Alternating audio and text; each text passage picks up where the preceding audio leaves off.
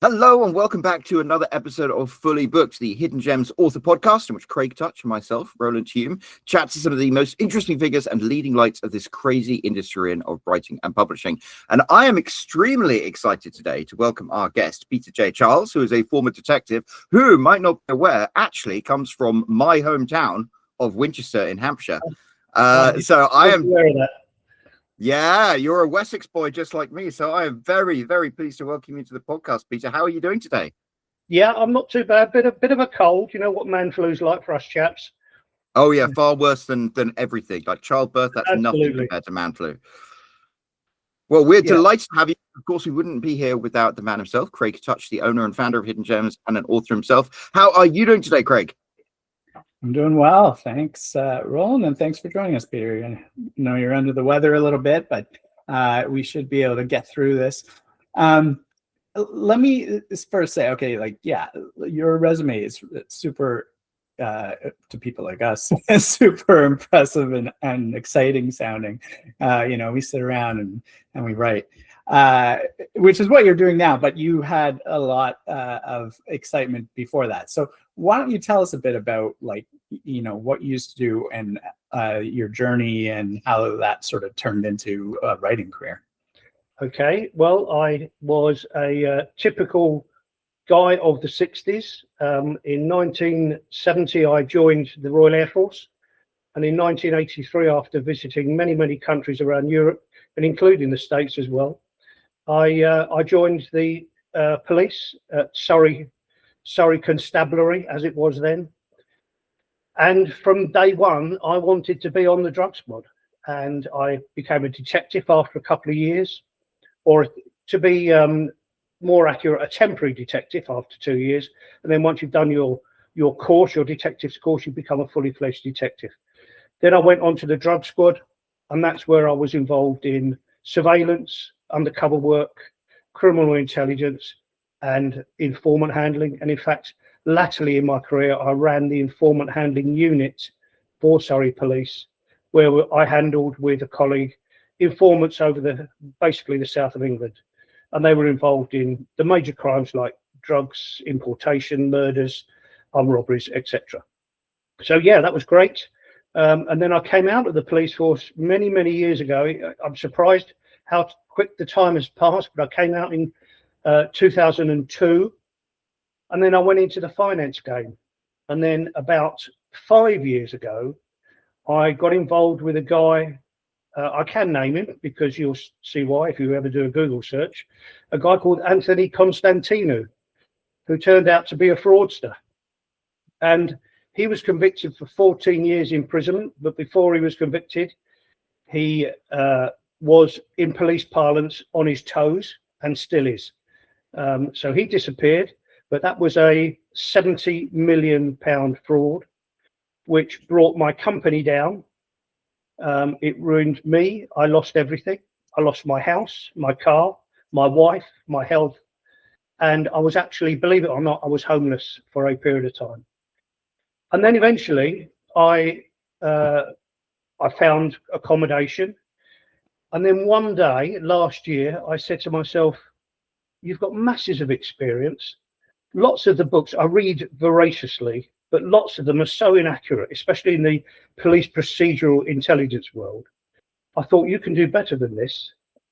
So I decided to write myself.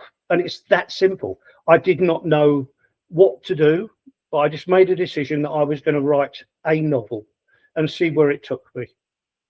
And that's the story. That's the start of the writing. And I looked, as you do, at these writing packages. I looked at Word, I looked at Vellum, I looked at Scrivener, which is what I ended up using. And 46 days later, I published the first book. And that's A Detective's Dilemma. And that's A Detective's Dilemma, yes.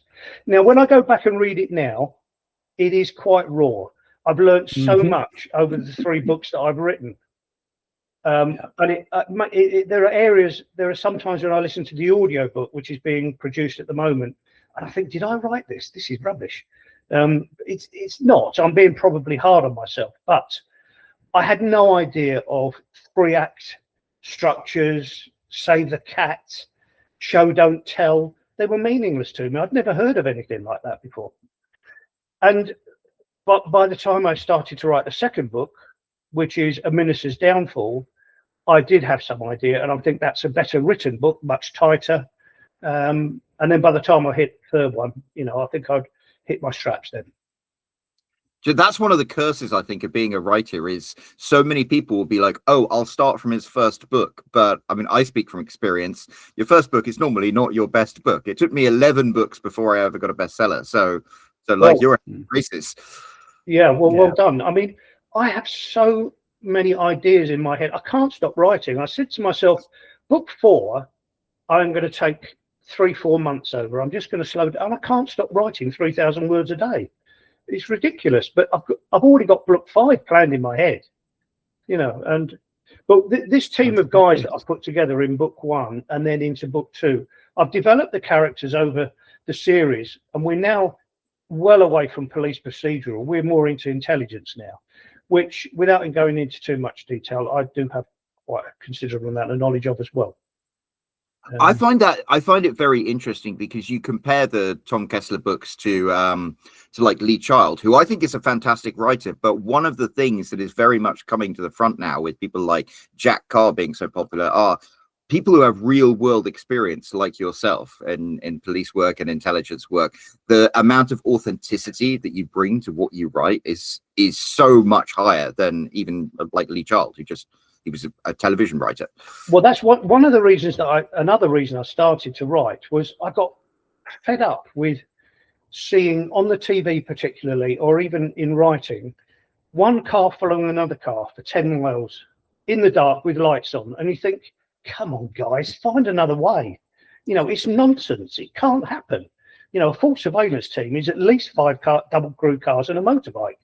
And I'm not giving anything away there. The criminals know this, and sometimes even run their own surveillance teams. So, I'm not giving any. Well, in fact, I've kept several of the secrets away from the books. There's enough surveillance in the first one to show I know what I'm talking about. There's less surveillance when you get to the second one, and by the time you get into the third one, there may even, I'm not even sure if there is actually one area of surveillance, because it can get very samey, so I've cut that out. Right. The other thing that really irritates me is interview technique. You don't ask closed questions. If you go to someone and say, I don't suppose you saw anything, well, you've given them the answer. The answer is no. You say, what did you see? When did you last see them? You saw them yesterday. When did you see them? No. And they might say, well, yes, I did. And there's such easy things to get right. So why don't they?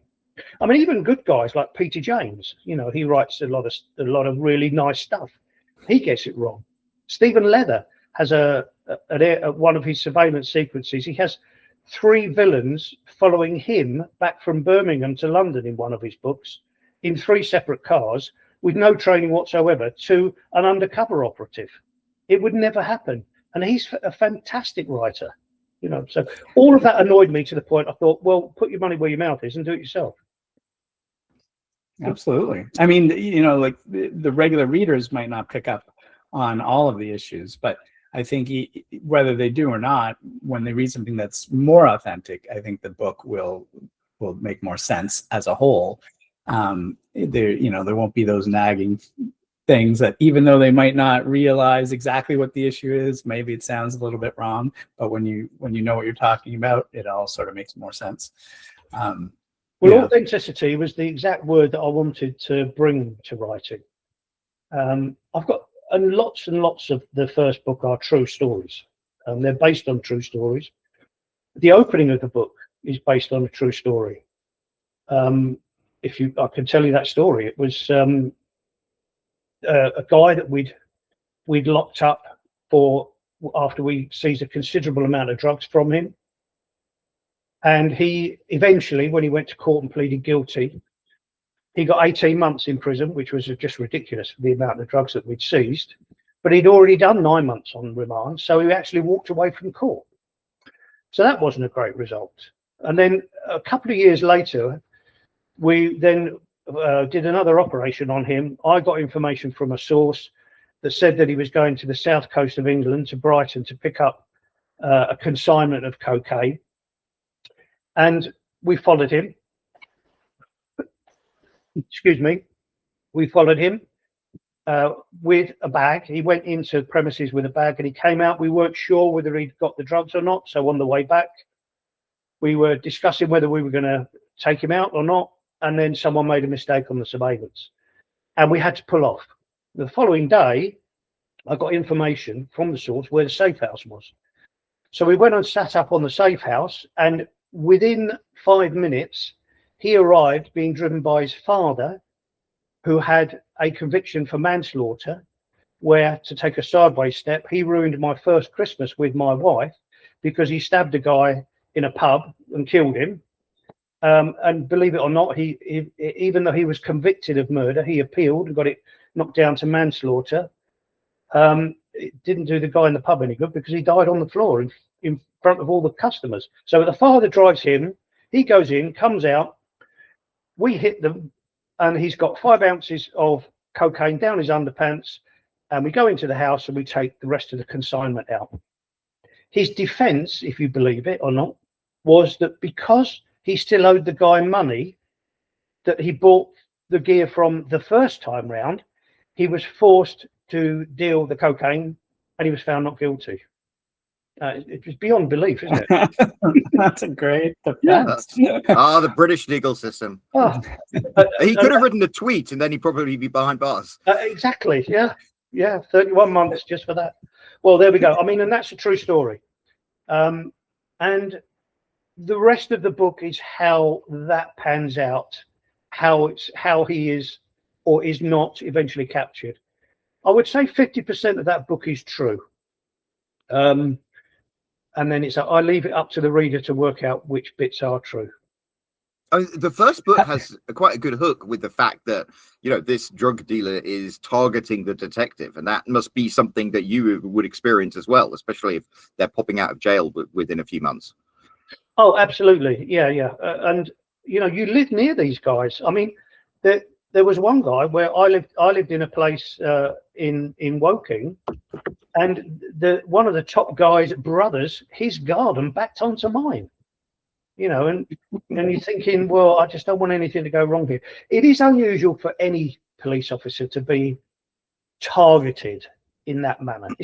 I don't know what it's like in America or in Canada, but it certainly is unusual. I mean, if I told you that I was in the police for 20 years, not once did I see a firearm. And even when I was on the squads, You didn't see it from the criminals, or just within? Well, I mean, obviously I saw police officers carrying firearms when they were going on an operation. Not once did I see a criminal with a firearm in 20 years. Wow. Yeah. I mean, in the US, pretty much everybody, criminal or not, has a firearm. I've seen 3 this morning. Yeah. I mean, in Canada, we're nowhere near as lax with our gun laws, but there's still plenty of guns around. I mean, I personally don't run into them, but and it's not like most people here carry them, but the criminals certainly do. Yeah. And but that's, I mean, people talk of leafy Surrey not having many criminals in, but we had a mafia guy living in Horsell in Woking, and he had 5 safes in the house. He was wanted for murder in Italy, and he was arrested and then extradited to Italy, where he stood trial for murder of a policeman. Nice. He must have had some guns. Well, he probably had some, but we never did find any. He had 5 safes in the house. You didn't find any? No, we didn't find any. No, from a mafia guy with 5 safes. I don't. He's an organizer, isn't he? He's a guy. He never. Yeah.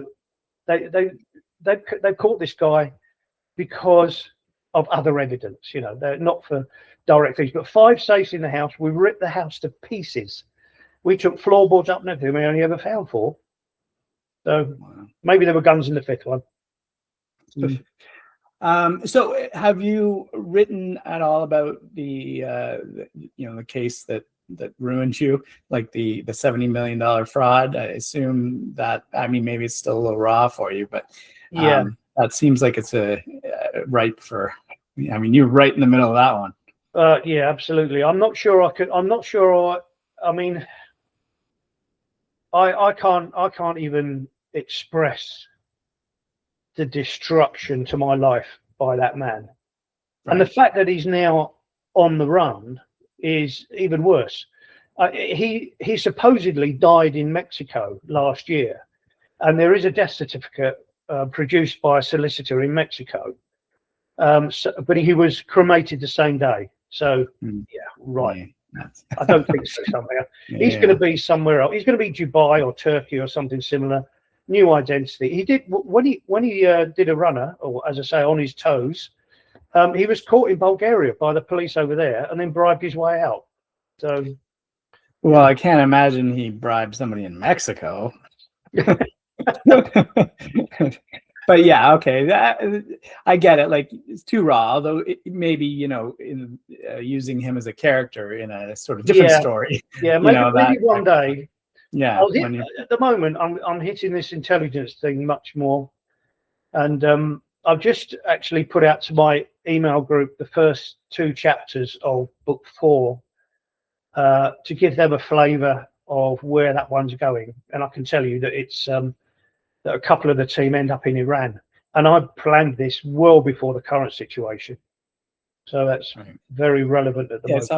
It's always nice when your new book becomes relevant for reasons other than what you wrote it about, and then just thrust it into the limelight. It's always interesting to me, the idea of the informant, right? So this is like somebody who, for whatever reason, I guess in the movies I watch, it's often they catch the guy on some infraction, and then they make a deal with him, and then he decides to flip on all his friends. Is that kind of how it goes down in real life? Well, there are various reasons why someone turns informant. The main one is to get rid of the opposition, because if you can inform on the opposition, they get arrested, and you can increase the size of your patch. That's one. The other, it's not money, because they don't get paid enough. They earn more being criminals than they do getting paid by the police. The other is it makes them feel good. It makes them feel big. I could be perfectly honest with you here. The best informants are women, because they're just ignored by men. A lot of criminals are, women are just in the background as ornaments, but they hear everything. And I mean, the example in one of the books, there's someone that I call Lady Diana in the book, and she's based on a true person, on a real person. And I went to a police station one day when I was running the informant handling unit with my colleague at the request of the uniformed sergeant there, and one of his guys had arrested a girl for shoplifting. And she had previous convictions. She had a young child and she was pregnant, and the last thing she wanted was to go to prison. So she was happy to prop up information on a drugs importer.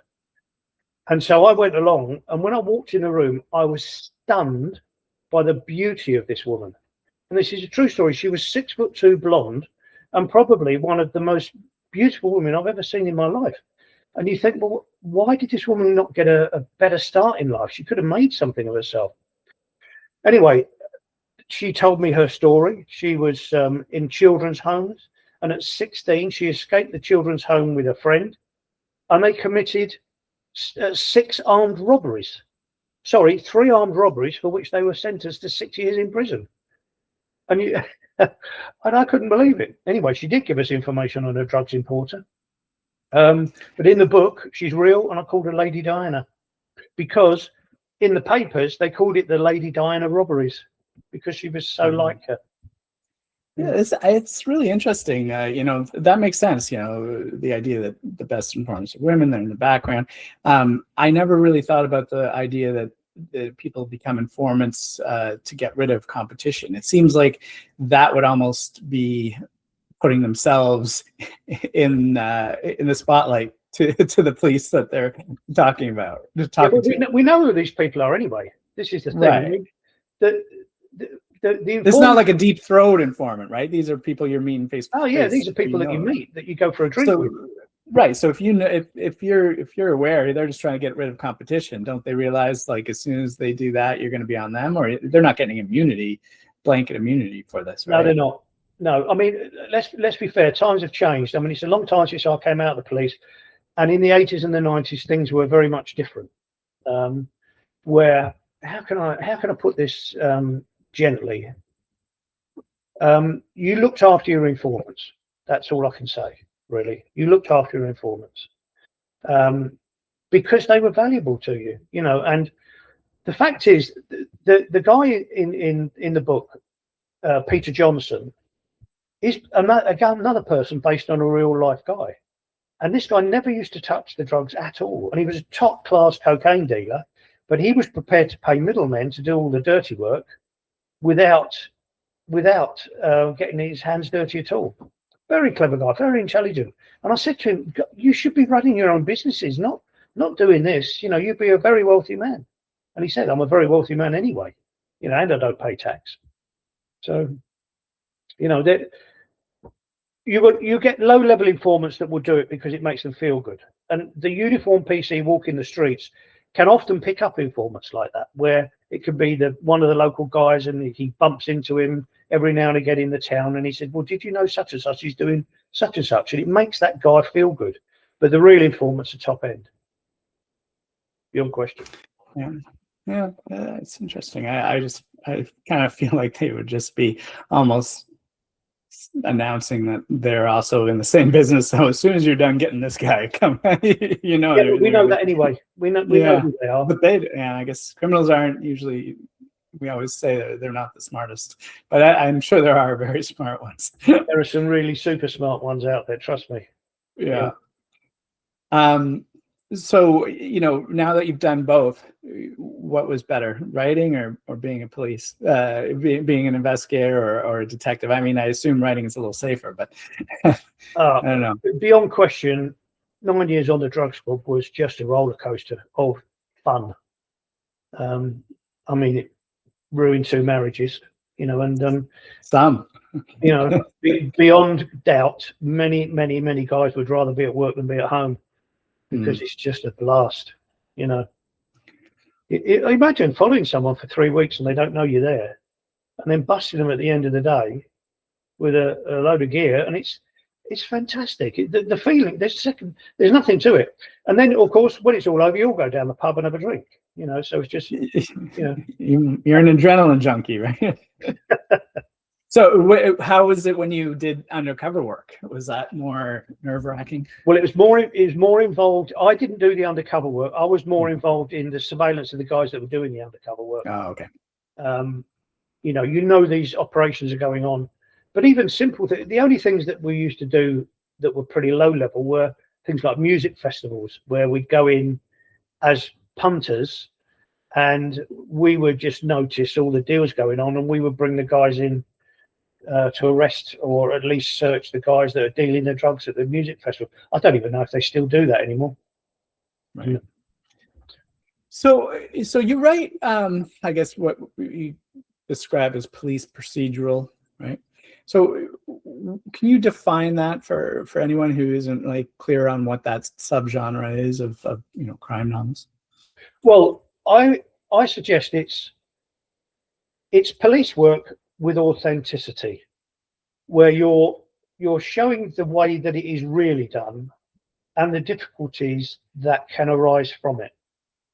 The difficulties at home, there are subplots within the books as well where things aren't quite going right at home. And the one thing I like about Tom Kessler as a protagonist is he's really, really good at his job, but he's a dreadful father. He's a dreadful husband, and his work is much more important to him than his family life. And I mean, trust me, a huge percentage of police officers, certainly in my day, were like that, and I would not be surprised if it's like that today as well. So that procedural edge to it, but of course, as I say, I've moved away more of that now into intelligence, geopolitical type stuff, which I've always found interesting. I mean, people like John, I've read everything John le Carré ever wrote. I've got to say, I don't think all of his books are great. I think some of them are unreadable. But things like the Carla trilogy are probably the 3 best books ever written on the Cold War. You know, I've read them time and time again. And they're fantastic. And the interesting thing about John le Carré is they're not what I would call a shoot 'em up type book. They're not, you know, like your Jack Reachers and the I can't remember his name, the one that Mark Dawson writes. You know, with it. Oh God, I can't remember the name of his protagonist either. Yeah, John Milton. Yeah, that's him. John Milton. Now they're great books, and he's done dozens of the things. But that to me is not the type of book I wanted to write. I wanted to write something. Maybe this is the wrong word, but a little bit more sophisticated, where you trust the reader to think this is more real than that book. This is the way it probably would be, whereby you're treating the reader with respect. That you're giving them the real life of what happens in real life type stuff. That's what I wanted to write. I think that's really interesting because I mean I already mentioned Lee Child.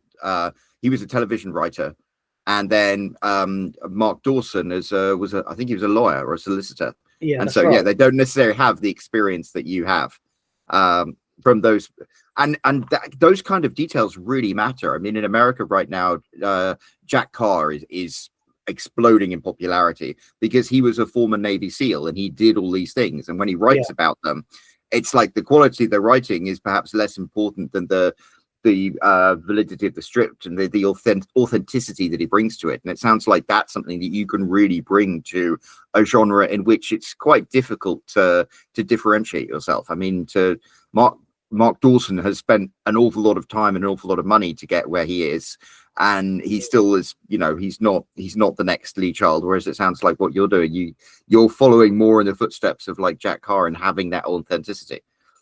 Well, I don't know how much time I've got to do this. I mean, I'm 72 now, so it's probably I wish I'd started this 10 years ago. I've listened to I think I worked it out over the last 3 years. I've listened to over 100 audiobooks, and the reason is I have a condition that for a period I've got rid of it now. I had double vision, so I couldn't read, so I had to listen to audiobooks, and I think they taught me a great deal about dialogue.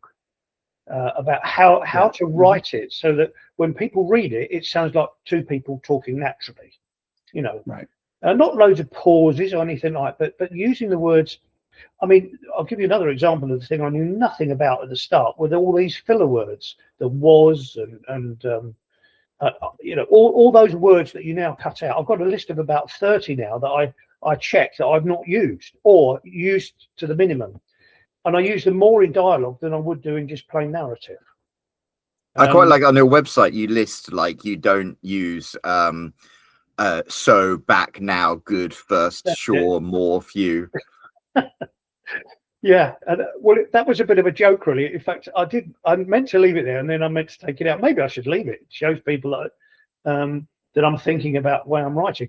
What I would like to do is keep the authenticity of moving into the intelligence world, but also tighten up my writing so it just becomes better and better.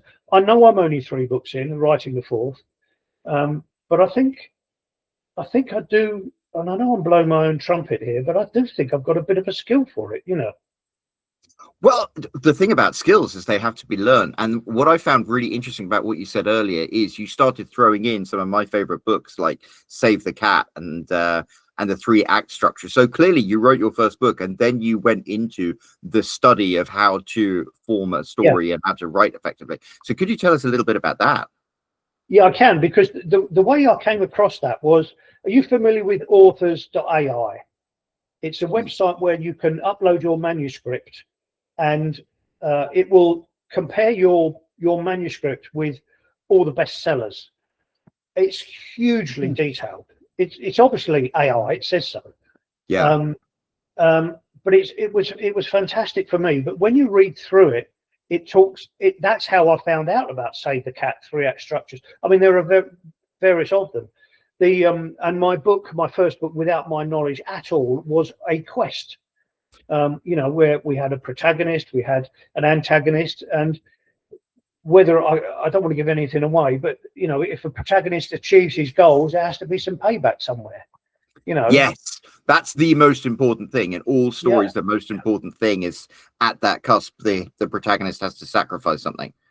Well, all of this fell into place naturally because I knew nothing of it until I put the manuscript in there. But that did help me with writing the second book, because then I could start easing those things in.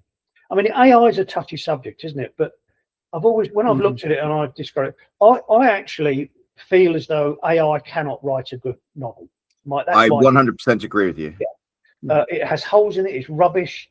The one thing I will say, I never use an M dash, because the first time you use one, someone's going to accuse you of doing it with AI. So I make sure there are none in there whatsoever. They can be really useful in writing, I feel.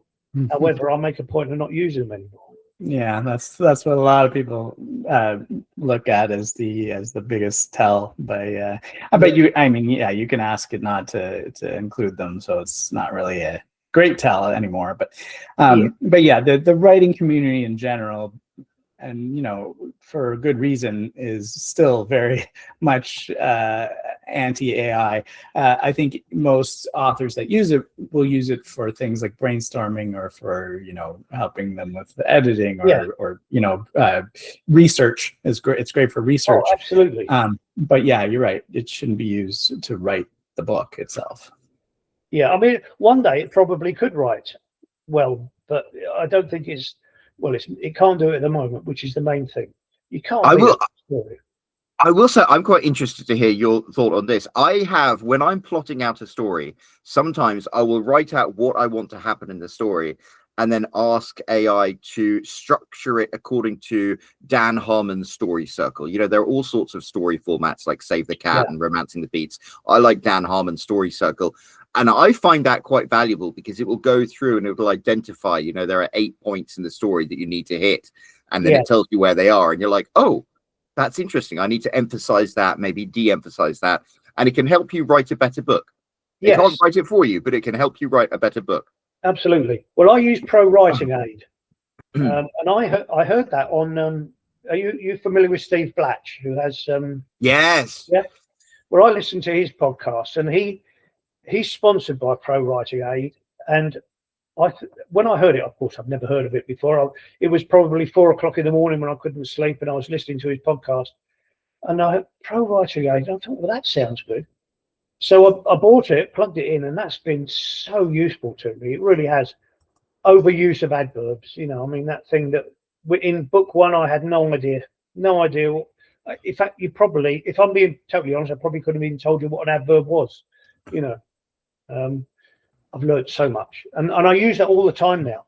And the way I write is probably, and I know this is the writing process is different for every person, and no one's right and no one's wrong. It's what works for you. That's my view.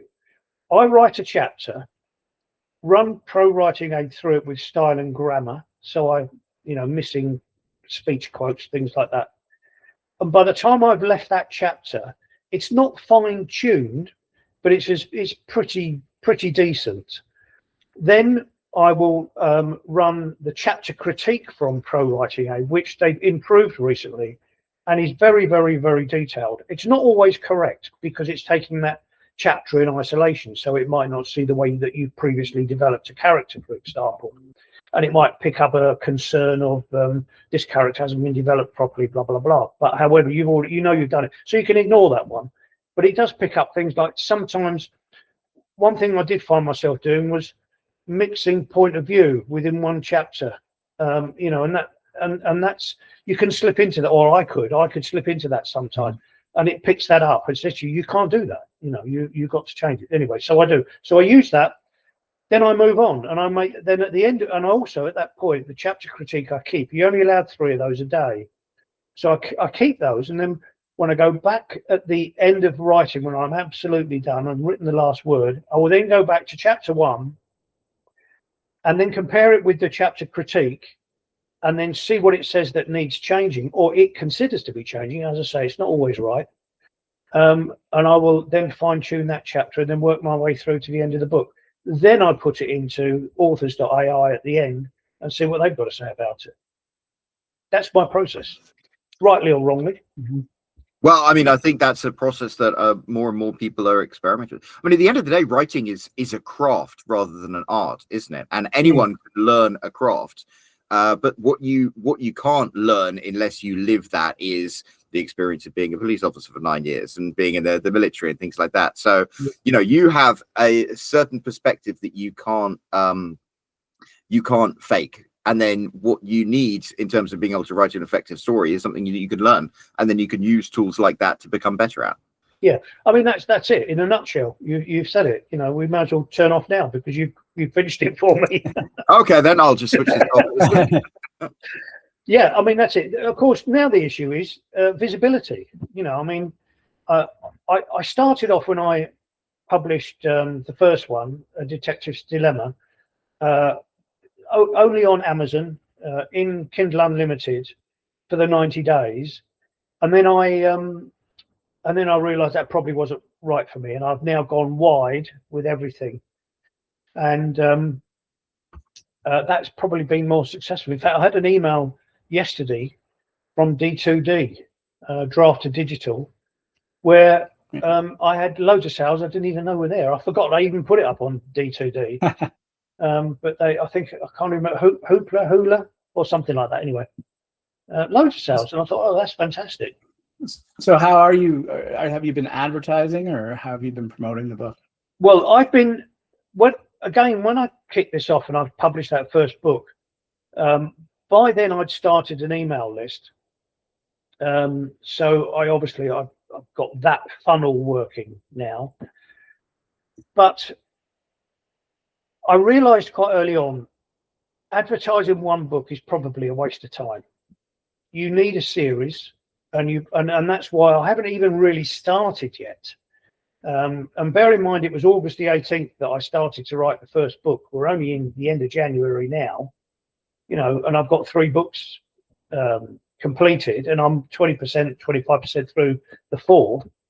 It means that I've now got something of substance that I can work with.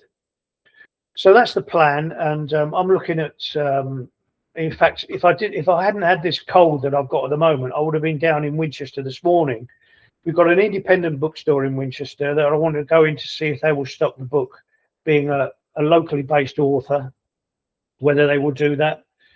We've got a Waterstones there. I don't know how I will be received there, but I've got some nice copies of the books here. You know, that have come from Ingram Spark, where I'm on as well. They're good quality, and I want to see if they'll stock them. So I'm going to do that locally. I've got someone in America looking at book cafes. How successful that will be, I don't know, but they like the genre. I would say 80% of my sales are actually in the US and Canada. Actually, Canada is they must like this type of stuff. They love British detectives. Yeah. Now, do they still have that W.H. Smiths on the Broadway? Say again, sorry? Do they still have the W.H. Smiths on the Broadway? Do you know? I don't know, because I never go shopping. I hate it. I never, the only place I would ever go is a cafe for a coffee, you know. So or over to Waitrose or something. So I honestly don't know. But I don't. This is it. So lack of experience now is coming to the fore, because I have no idea whether someone like if I walk into Waterstones with 3 books and say, "Will you stock this?" they might laugh at me. I don't know. You know. I don't know. The independent books. That's I've got a chance with that one, I think. Yeah. We heard from an author once that went into their local Costco with a bunch of books and talked them into carrying it, which I didn't even think was possible at all. I thought that was like, you know, a head office kind of decision, but you never know unless you ask, right? So, yeah, absolutely. You know, and there are book cafes in the UK. There's one in Woking actually that I didn't know of. There are none in Winchester. There's one in Southampton, or at least it's an independent bookstore. I've more chance with independent bookstores, I think, than I have with the large chains like Waterstones. Yeah, I think that's generally true. And so the sales, have you seen them increasing as each book comes out? That's usually what you want to look for when you're writing a series, right? Because, you know, especially if I assume they're all they can all be read sort of standalone, right? Like they don't have to be read in order.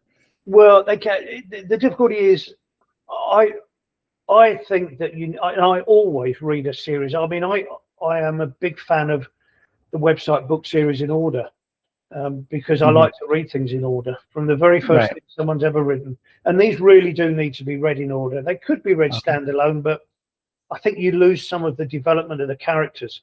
If you go to book 3 and you didn't realize that Tom was a policeman for a number of years and what happened to him, you wouldn't really get the appreciation of book 3. You know, and as you well know, the idea is read through, isn't it? It's read through makes you money. Absolutely. Well, so yeah, you definitely want that. However, you know, one of the benefits of when books are more standalone is that each one becomes an entry point into your series, so that you know, it's harder to advertise a series when you have to advertise only book 1, because that's where people have to start, right? So the new book comes out, and you know, you can send it to your readers because they've read all the other ones. But when you're sending out, when you want to do sort of mass advertising, you can't always make that assumption that people have read the previous books, which makes it harder to advertise book 4 of a series when they have to start on book 1, right? So, but if they're all standalone, then somebody who reads book 4 and likes it, now they can go back and read those 3, or somebody who comes in at book 2 or 3, they still can read all the other ones. And so it gives you a little bit more entry point where people can find the book, allows you to, you know, advertise each one independently. But of course, I'm like you. I mean, even if a book is, if there's a number of books and they're standalone, I tend to want to read them in order. But, you know, some people just would, you know, I think you end up missing out on some of the opportunities of finding people. It's just harder once you build up a following and people are like waiting for your next book. Then, you know, it's much easier, right? I think also the way books are sold has changed that. I mean, like, take Lee Child, he's been writing for donkey's years. If you were going to fly to Greece or something and you're in the airport and you'd look, there's a Lee Child book, you can pick it up, and it doesn't matter which of the 25 Jack Reacher books it is, you can probably go straight into it because it's kind of standalone. But these days with Amazon and stuff, it's like the ability to start from book 1 has never been it's never been easier to do that, so people do want to start from book 1. Well, yesterday I put together, well, it took me a long time actually, a bundle of book 1 and 2. You know, I saw that beautiful graphic, by the way. Yeah, well, you know, that guy, I paid 850 Canadian dollars for my first cover, and this guy charges me £100. You know, the one I'm using now. That is so cheap. You know. Yeah, it's covers that we could spend an entire podcast talking about that. But it is important, isn't it? And that became obvious to me very early on. You know. Yeah, and you have very solid covers, and you've created a brand with it, and they're very, you know, books have to have like a dress code. And you've got like the gray and the yellow, and you've got the shadowy figure in the middle, so they look like they belong on the bookshelves next to Lee Child. And yeah, well, that was a three-word title, always beginning with A. That's going to be consistent throughout. Yes, you know, it's easy for the designer to get those words on. If you come up with a long title all of a sudden, it's not going to look right. You know, so. Yeah, and that silhouette man is typically, you know, what you see in these kind of books as well. It's like you definitely have the right look and feel that anybody who just is scanning a bunch of titles or covers, they'll see your book, they'll know immediately like what kind of book it is. Yeah, I mean, I've got dozens of good reviews on Amazon and Goodreads as well, which, I mean, I wasn't even familiar with the website Goodreads. You know, it was only someone said to me one day, "Are you on Goodreads?" And I said, "I don't even know what you're talking about." So, I mean, I'm very, very naive. And I'll be perfectly frank that I am. In this journey that I'm on, I'm enjoying it immensely. And it's given me a lot of self-worth, because you can just imagine how I was feeling after everything. And just to throw another piece in the pond, as it were, I'm recovering from cancer as well. So with all that going on, you know, I needed something to make me feel good. And, you know, no matter how much your children love you, you need something outside of that. And that's what this has given me. And I'm very, very grateful for it. You know, I hope they're successful. I hope people like them. And I mean, I don't see myself as, a published author with a trad deal somewhere. I'm very comfortable with what I'm doing. I would just like it to be read by more people who appreciate this type of fiction. The authenticity, as we said earlier. And never underestimate the importance of just having written it, because I've been talking to my own kids. It's like when their grandkids are born and they're like, oh, what was Grandpa Peter like? Then you can say, well, look, here's a book he wrote. You could read it. You can actually I've written a memoir for my kids. It's not something I would ever publish. It's too personal in many areas. But that was about 40,000 words. Because if we were having a barbecue around someone's house, some of the grandchildren would say, tell us a story, Granddad, and I'd tell them something. And one of my daughters said, Dad, you've got to put this in a book somewhere. You've got to, so that we can refer to it when you're gone. I thought, well, I'm glad you're thinking of that now, but yeah, I'll take the point. And so I did write that, Now, unfortunately, we are running to the top of the hour, so we're going to have to wrap things up. Before we go, Craig, do you have any final questions? No, I was gonna say earlier, like it's you mentioned that you went the self-publishing route, and I think that was absolutely the right call for you, because especially when you say you want to get these out quickly, that's not going to happen if you went traditional. You said you wrote the first one and then 46 days later you published it. Yeah, that's not that'll never happen in the traditional publishing world. It would have been a year or two. So yeah, I think as you said, you're learning as you go, but you've made a lot of the right decisions. We can tell just by looking at the cover of your book that you've made a lot of the right decisions, and you have a lot of the experience that goes into writing these books and making them authentic. And that's one of the keys to success. So thanks for coming on and sharing all that with us. Oh, thanks for letting me on. It's been fantastic. It's nice to explain it to people that know this world as well. Because I don't connect with other writers because I don't know any. I'm so new in this game, but it's really nice to speak with you guys. That's one of the fun things about doing this podcast, because if people who want writers, they just don't get it. So I had two questions for you. One is a very important question, which I'll ask in a sec. The earlier one, perhaps not so important. What's your favorite pub in Winchester? Well, unfortunately it's shut now, but you probably know it. First in, last out. Oh yeah, absolutely. Yeah. Oh, and that's shut. Oh, that's a pity. Yeah, I know. They're looking for someone to take it over, but as you well know, the pub industry in the UK is on its backside at the moment, isn't it? Yeah, absolutely. Oh, well, the second question is much more important. Where can people who have enjoyed listening to you today go and find out more about your books, about Tom Kessler, everything like that? They can go to peterjcharles.co.uk and they can buy through there, or they can go straight to Amazon should they choose. So peterjcharles.co.uk. Well, we will make sure to pop a link to that website down in the description. So if you have enjoyed everything that Peter has shared with us today, make sure you go down there, click on that link and go and check out his books. And while you're there, you will pass that big empty comment box. So make sure you leave Peter a comment and let him know how much you appreciated everything he shared with us today. There's also that subscribe button if you haven't already. There's that like button, smash that, as the kids say. And then finally, there's a little bell icon. If you click that, you will get notified every time there is a new episode of Fully Booked, which of course there will be next week. So until then, cheerio.